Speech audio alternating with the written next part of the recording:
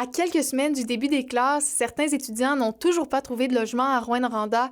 L'urgence se fait sentir alors que les résidences universitaires sont pleines et que les listes d'attente pour pouvoir y accéder sont longues. On a près d'une quinzaine d'étudiants qui nous ont contactés. Puis c'est à peu près encore, là, si je ne me trompe pas, la moitié qui cherchent des chambres ou des logements. Là. J'ai des étudiants qui viennent pour des stages de 2 mois, puis il y en a qui viennent pour 1 an, 3 ans. Fait que, on cherche vraiment de tout. Fait qu'on essaye de vraiment collaborer avec le milieu. Là. Certains étudiants étrangers vont même jusqu'à retarder leur arrivée et le début de leur session, faute de trouver un toit. Mais il y en a qui vont quand même s'essayer, fait qu'ils vont arriver sur le territoire malgré qu'il n'y a pas de logement.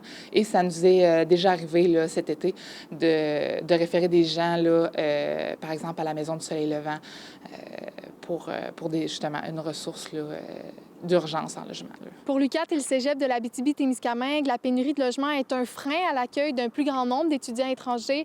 Et le comité logement de la ville de Rouyn-Noranda travaille avec eux afin de mettre en place des solutions.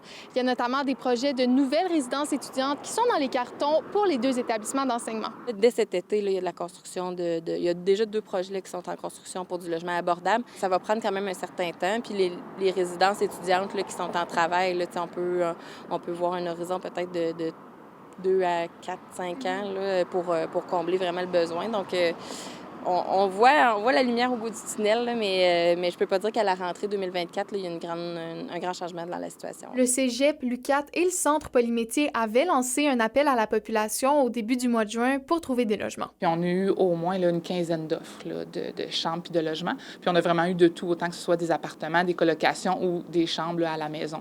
Fait que ça, on était vraiment contents là, que la population réponde. Puis mais on en cherche encore parce que, comme on le sait, on vit une crise du logement puis les besoins sont encore là. Sophie Média-Villarivard, RNC Nouvelles, à Rouyn-Noranda.